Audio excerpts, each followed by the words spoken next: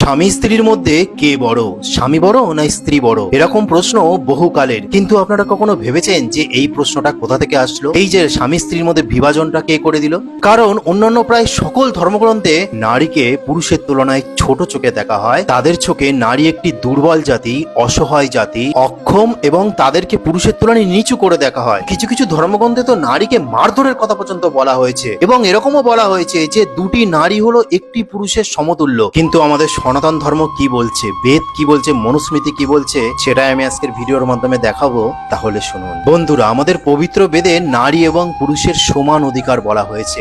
ঋগ্বেদের অষ্টম মণ্ডলে 33 নম্বর সূক্তে 18 নম্বর মন্ত্রে পরিষ্কারভাবে বলা হয়েছে যে যেমন একটি রথকে দুটি ঘোড়া সমানভাবে নিয়ে চলে, ঠিক তেমনি সেই দুটি ঘোড়া হলো একজন স্বামী, একজন স্ত্রী, আর সেই রথটি হলো সংসার। মানে একটি সংসার পরিচালনা করবার জন্য একটি পুরুষের যতটা প্রয়োজন, ঠিক তেমনি স্ত্রীর প্রয়োজন। ঠিক যেমন ওই সংসার রূপী রথের ঘোড়া দুটির মধ্যে কোনো ঘোড়া যদি দুর্বল হয়ে পড়ে, ঠিক তেমনি একটি সংসারে স্ত্রী পুরুষের মধ্যে কারোর অধিকার যদি বেশি হয়ে যায় এবং কারোর অধিকার যদি কম হয়ে যায়, তাহলেও কিন্তু সেই সংসারে দুর্ভাগ্য নেমে আসে। তো এটা বেদ থেকে দেখালাম, এবার আপনাকে মনুস্মৃতি দিয়ে দেখাচ্ছি এখানে কত সুন্দরভাবে আমাদের সনাতন ধর্মের নারীদের সমান অধিকারের কথা বলা হয়েছে।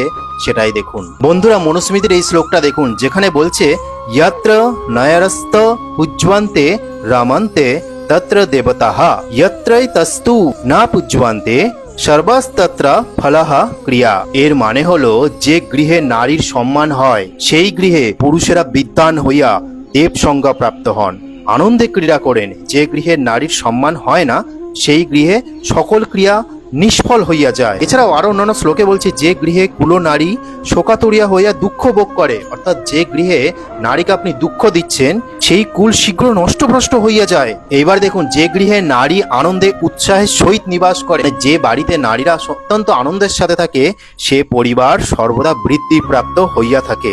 এই জন্য ঐশ্বর্যকামী মানুষদের সমাদর ও উৎসবের সময় ভূষণ বস্ত্র আহার্যদি দ্বারা সর্বদা নারীদিগকে সম্মান প্রদর্শন করা উচিত।